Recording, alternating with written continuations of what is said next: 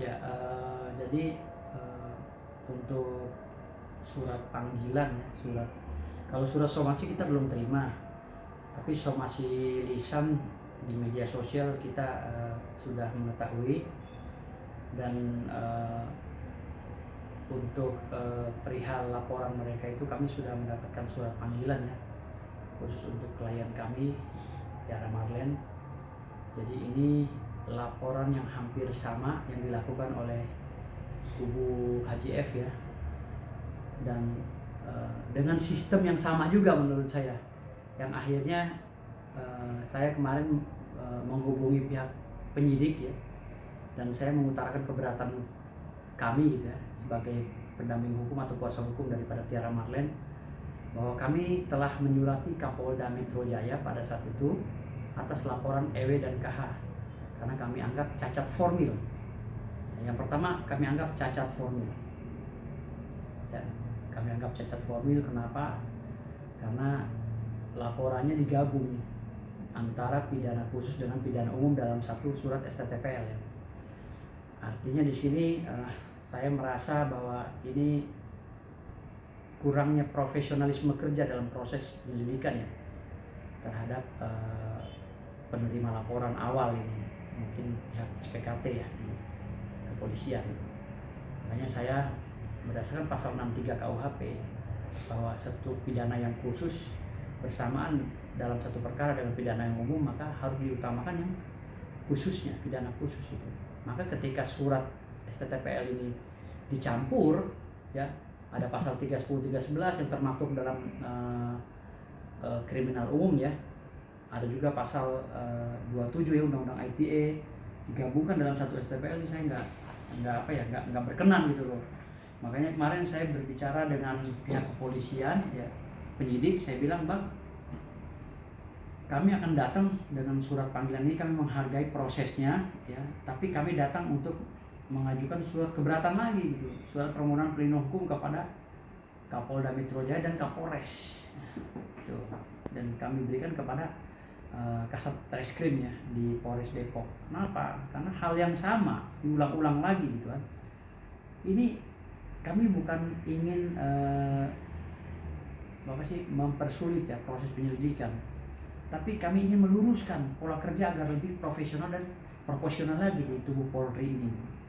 Nah, karena ya maaf ya, ini terkesan kayaknya jadi kurang paham tentang mekanisme dalam proses administrasi hukum pidana ya menurut saya. Kenapa? Karena STTPL itu digabung. Karena ini bukan nasi uduk, ini bukan nasi uduk.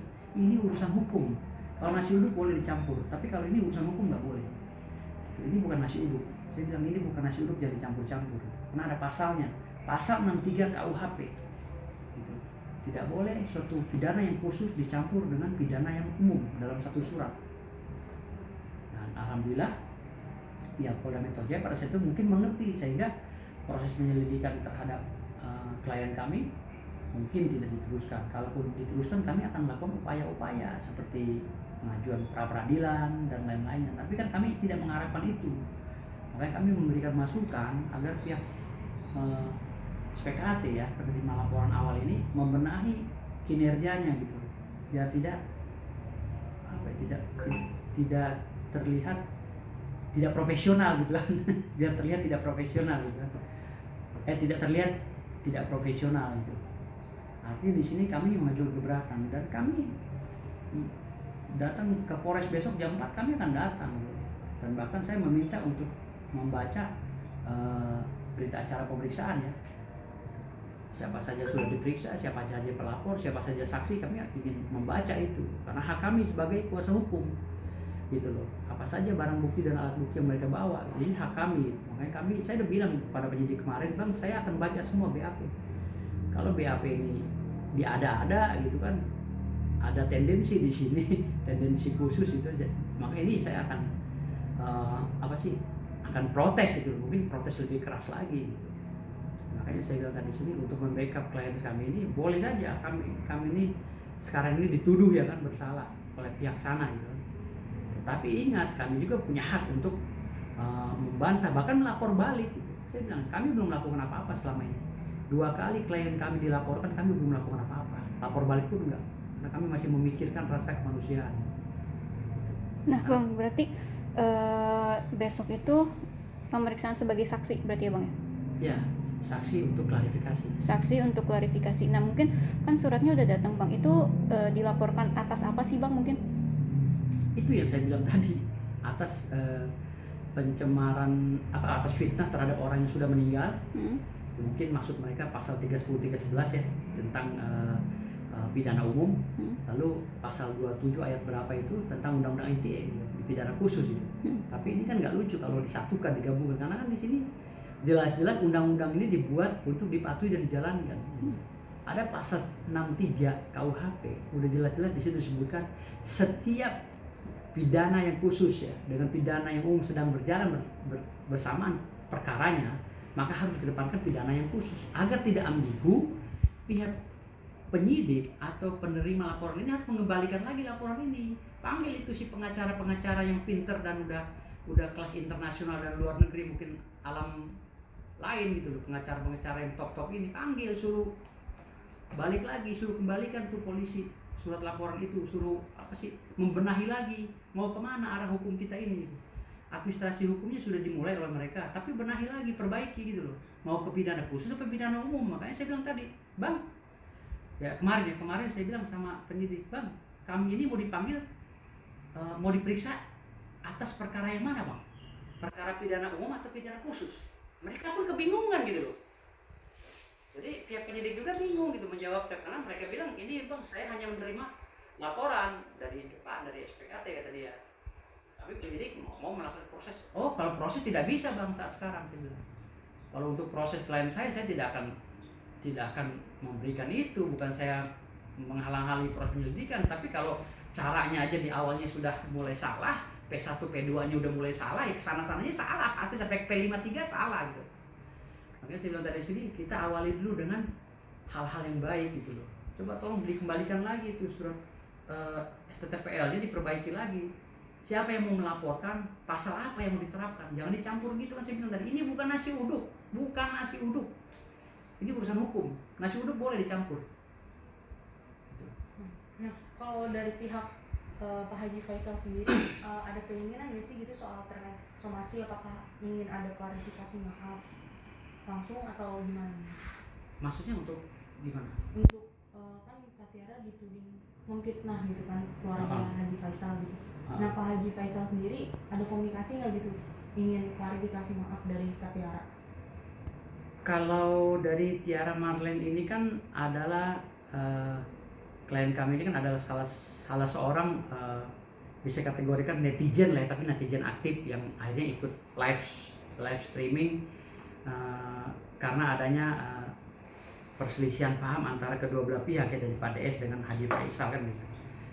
Sebenarnya live streaming ini juga akhirnya mempengaruhi semua, bukan kita saja. Mungkin hanya live streaming hanya Tiara Marlene saja yang berani live streaming seperti ini gitu loh. Nah, netizen yang lain kan pada komentar di kolom-kolom video-video milik saya, bahkan milik siapapun kan banyak yang lebih parah lagi kan, yang ngata-ngatain kita goblok lah, bego, apa segala yang tidak pantas gitu kan, kalimat-kalimat itu gitu. Jadi sebenarnya Tiara Marlene juga sebenarnya bagian daripada orang ketiga di luar perkara ini gitu kan. Orang pertamanya kan adalah Haji F ya. Orang keduanya adalah Pak Dodi kan gitu. Orang ketiganya adalah Tiara Marlene dan lain-lainnya. Jadi tanyakan lagi apakah anak haram ini benar atau tidaknya, tanyakan kepada mereka berdua kan gitu. Tinggal dibuktikan dengan story yang ada itu gitu, cerita yang ada. Apa aja cerita yang ada, yang kemarin diakui oleh Pak Dodi kan, bahwa dia bilang ini anak haram melalui media loh, mereka bicara di persidangan pun mereka mengatakan begitu. Ini kemungkinan anak haram dan lain-lain. Jadi dari mana dasarnya klien kami ini memfitnah? Tidak ada memfitnah. Kami juga punya bukti. Pak Dodi menyatakan bahwa Tiara Marlene mengatakan anaknya itu anak haram atau anak apa? Tidak keberatan Pak Dodinya gitu. Jadi dasarnya dari mana? Tapi saya nggak tahu ya. Mungkin ada video live yang lainnya yang dilakukan oleh Tiara Marlene sehingga ada kemungkinan deliknya masuk menurut analisa hukum mereka gitu. Saya nggak tahu. Tapi yang jelas dari awal ini udah salah menurut saya. udah salah dan cacat cacat formil lah, cacat hukum. Kalau ini diterusin ini nggak benar. Jadi harus dikembalikan lagi surat laporannya. Jangan klien kami dipanggil, perbaiki dulu kinerjanya gitu loh. Perbaiki kinerjanya, panggil pengacara si F, suruh pelajari ini. Mau kemana kasus ini? Kita fight di ranah yang mana ini? Pengacara si F ini, ya Haji F. Kita mau fight di ranah mana? Ranah pidana khusus atau pidana umum? Harus dijelaskan. Nah dia jangan mengelabui itu. Ada pasal 63 nggak bisa. SOP-nya harus dijalankan. Gitu. Jadi kita mau fight di ranah yang mana? Hah? Mau perang di pidana kah atau pidana khusus atau pidana umum? Gitu. Atau perdata. Gitu loh menurut saya. Di sini jangan sampai klien kami terkesan terintimidasi. Gitu. Nah berarti sampai saat ini belum ada komunikasi dari abang sendiri sama pengacara dari Pak Haji Faisal? Nggak ada sih, menurut saya juga nggak penting gitu. Kalau saya istilahnya kan saya bilang tadi, mereka jual saya borong gitu. Kalau saya dari dulu gitu, kalau saya nangani perkara itu haram bagi saya menghubungi pihak musuh gitu. Karena saya nggak mau dianggap kepala dua oleh klien saya. Jadi saya ya bilang, saya terima aja mereka mau apa, terima. Dan kami belum melakukan serangan balik ya, belum ya, karena kami masih mempertimbangkan hal-hal. Walaupun bukti kami juga banyak gitu. Tapi kami belum, masih ketawa-tawa aja. Dan saya sudah menasihati juga klien saya agar tidak overlapping dalam overacting dalam media sosial gitu. Saya sudah nasihati juga Tiara Marlen gitu. Tapi kalau kasusnya terus berlanjut nih, kan besok diperiksa nih sebagai saksi di sana, klarifikasi. Kalau masih terus berlanjut kasusnya apa? Saya nggak datang untuk diperiksa, kan saya bilang. Saya datang ke Polres Depok tidak untuk diperiksa, tapi keberatan untuk diperiksa karena prosesnya sudah salah menurut saya. Gitu loh, catat ya. Kami datang besok ke Polres Depok jam 4 bukan untuk diperiksa, tapi kami datang karena prosesnya sudah salah. Tapi kalau mereka mau lanjut, saya akan lakukan pra peradilan. Tapi tetap datang ya berarti besok bang? Tetap datang kita sebagai warga negara yang baik. Tapi kami udah sampaikan, kami keberatan diperiksa karena proses awalnya udah salah menurut kami, cacat hukum dan cacat formil. Nah, Jangan dipaksakan. Kalau Kak Tiara sendiri sempat curhat nggak sih kok jadinya dipolisikan gitu? Enggak sih, dia ketawa-ketawa aja, nggak pernah curhat juga dia. Kami nggak pernah hubungan juga, gitu loh. Kami WA paling, bang, udah datang nih panggilan polisi. Oh ya udah, mana panggilannya seperti apa? Oh ya udah, kayak gitu-gitu aja, nggak ada itu bahasa yang apa kayak tadi. Bang gimana besok jam berapa? Pagi apa sore? Ya udah sore. Nah berarti bukti yang Kak Tiara omongkan gitu sumbernya dari mana gitu? Ya kan saya udah bilang tadi, klien kami ini netizen dan lain-lainnya itu kan adalah orang-orang di luar itu, gitu. Di luar koridor perkara ini, gitu kan. Yang berperkara ini kan Haji Faisal dengan Pak Dodi gitu loh. Tapi kalau kita ingin dewasa dalam administrasi hukum, pemahaman hukum, ya diselesaikan dulu lah perdataannya, kan ada Perma nomor 1 tahun 56 ya kan. Kalau dalam perkara yang sama ya muncul pergunjingan, bullying akibat dari permasalahan awal ya kan, yang sedang dilaksanakan proses gugatan di pengadilan gitu kan, itu dulu yang dimunculkan, keputusan pengadilan perdata ini dulu dimunculkan gitu loh, baru yang pidananya bisa dijalankan. Karena Perma nomor 1 itu sudah jelas gitu loh, ketika ada permasalahan hukum dalam proses perkara yang sama ya di pengadilan perdata, maka pidananya penyidik wajib menangguhkan. Itu perintah undang-undang loh, bukan saja dituliskan tapi diperintahkan untuk menangguhkan. Makanya dari kemarin saya baca ini, aduh, kok makin begini, saling lapor, saling ini. Kan ini awalnya nih 2 orang berseteru masalah cucu gitu. Lalu ada pihak ketiga yang berstatement dan mengeluarkan pendapat walaupun alas hak hukumnya itu tidak ada gitu kan. Akhirnya ada yang kena undang-undang ITE, ada yang kena ini, kena itu. Tapi ini kan proses itu dulu dijelaskan di dalam pengadilan. Kalau dalam pengadilan kemarin kami lihat di media ya, Pak Dodi itu menyebutkan, kalau nggak salah ya, mereka menyebutkan bahwa Gala itu anak haram katanya. Ya itu berarti kan dasarnya dari situ. Ini di luar nikah dan lain-lain. Ya dasarnya dari situ aja ditanyakan. Laporkan aja Pak Dodinya. Jangan klien kami. Klien kami ini adalah orang ketiga di masalah ini. Yang akhirnya timbullah euforia, dendam-dendam antara pihak sana pihak sini, kan kubu-kubuan ini, ya kan? Sementara di kubu Haji Faisal juga kan ada KH, EW yang nggak berhenti-berhentinya membuli Mbak Puput, Pak Dodi dan lain-lain, yang lain-lainnya juga gitu kan. Jadi ini kan permasalahan ini muncul dari pihak pertama ini gitu loh. Ini dulu dijelaskan, diperjelas dulu di dalam satu persidangan, ya.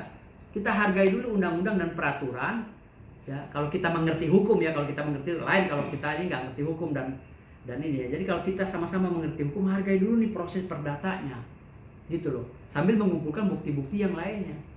Jangan langsung dikit-dikit pidana, somasi, pidana, gagah-gagahan begini. Saya pinter, saya ini lawyer kelas kakap, kelas teri, kelas ember bocor, kelas dangdut. Nggak bisa begitu, gitu. Harus tunjukkan dulu bagaimana substansi daripada perkara ini. Munculkan dulu apa sih keputusan yang benar-benar valid, gitu loh. Fakta integritasnya seperti apa, fakta persidangannya seperti apa, dimunculkan dulu. Dari keputusan hakim itu loh, kita bisa simpulkan bahwa omongan ini benar atau salah. Kalau itu tidak diwujudkan, ya kepastian hukumnya tidak diwujudkan dalam pengadilan perdata ini, maka ini akan liar, ini bola liar semua ini. Besok akan ada pendekar baru lagi bawa pengacara, ya. Lalu pengacaranya pengacara mahal, katanya pengacara hebat, dengan bertatang bertenteng, penjarakan dia, hari Rabu akan turun, masuk baju oranye, baju 12, baju, ya kan semua nggak ada yang kelar, gitu loh. Akhirnya dunia ini makin gaduh, gitu loh. Ditambah lagi kementerian yang menjadi polisi lalu lintasnya media sosial ini tidak mempunyai tim untuk memblokir itu atau menyortir berita-berita yang liar di media sosial gitu. Ini parah lagi gitu. Karena berkembang kemana-mana, akhirnya ini saling lapor, ini bawa gagah-gagahan. Saya ini membawa ini loh, pengacara terkenal ini loh, hebat ini sering menjarain orang loh. Saya ini datang lagi yang sana. Ini lebih hebat lagi saya. Ini ada Crazy Rich, ada ini, ada itu. Saya didukung oleh ini. Akhirnya gagah-gagahan, jadi akhirnya riak semua di sini. Semuanya jadi riak, jadi sombong gitu loh. Lupa pada Allah Subhanahu wa taala. Akhirnya pada lupa bahwa semua ini kita ini milik Allah gitu. Pada lupa semua. Bertantang, bertenteng di sini. Padahal saya ketawa aja dari kemarin. Ini gimana sih kok laporannya kok kayak orang baru belajar gitu loh. Kok ngelaporin gitu kan. Katanya tim-timnya bagus semua gitu kan. Ngelaporin gitu. Tapi ngelaporinnya jadi kayak laporan nasi uduk, penting nasi uduk dicampur gitu. Ada kentang, ada tempe, ada kol, ada tahu, ada apa segala gitu. Dicampur nih laporannya. Nah, Bang, pidana yang umum dan pidana yang khusus gitu. Kalau yang soal statement Kak Tiara bilang kan Pak Haji itu matanya menggunakan narkoba gitu. Nah, sempat ada statement kayak gitu Bang beredar. Loh, sekarang dimunculkan dulu dong. Si Tiara Marah itu bicaranya untuk siapa? Dia nyebut nama nggak? Karena di pihak sana juga banyak menghina pihaknya Pak Dodi juga nggak nyebut nama kan katanya kemarin.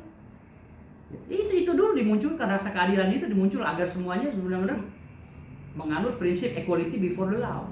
Gitu loh. Bahwa hukum itu harus sama kedudukannya di hadapan masyarakat. Nah, kalau ada netizen yang bilang kan atau masyarakat harus sama kedudukannya di hadapan hukum, terbalik sih.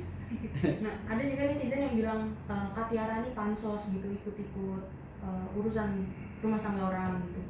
Kalau menurut saya, selama tidak ada aturan yang dikeluarkan oleh kementerian ya tentang hak-hak dan tanggung jawab orang di dalam media sosial ya yang lebih substansi lagi, saya rasa sah-sah saja mereka berpansos ria.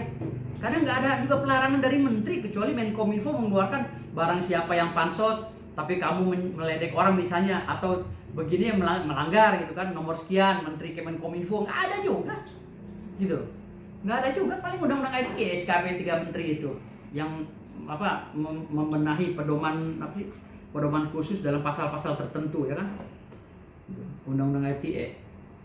Artinya di sini juga nggak ada juga larangan orang berpansos, silakan aja selama aturannya belum ada, silakan, tapi hati-hati ada undang-undang ITE gitu. Tetapi undang-undang ITE ini kan mengkajinya benar-benar lebih harus jeli lagi gitu, karena ada SKB 3 menteri gitu. Berarti kalau laporannya terus berlanjut, akankah ada laporan baik dari pihak Kak Tiara Marlin sendiri, Bang? Kan kami udah bilang, kami sudah punya bukti-bukti, tapi kami belum mau. Kenapa? Karena memikirkan masa depan mereka, gitu loh. Biar aja ini bergulir, anggap aja ini sinetron semua gitu, sinetron semua. Karena dua belah pihak juga dulu pada sakit hati juga gitu kan. sama-sama sakit hati diawali dari mana? Dari saling itu tadi, saling pamer, saling ini, saling itu, saling hujat, saling bully, akhirnya sakit hati semua gitu. Jadi siapa yang memulai ini kan kita nggak tahu. Nanti tunggu aja keputusan pengadilan perdata. Ya, saya juga minta kepada aparat kepolisian kalau ada kasus-kasus yang dilaporkan ya oleh masyarakat terkait dengan perkara yang sama dengan yang sedang diperkarakan oleh Pak Dodi dengan Pak Haji Faisal, tolong Pak simak Perma nomor 1 tahun 56. Perdatanya sedang jalan dengan perkara yang sama. Pidananya tolong jangan diterima dulu Pak, ditangguhkan gitu. Karena ini kan jadi rancu semua nanti ke depan. Sumir. Akhirnya sumir. Oke, aman.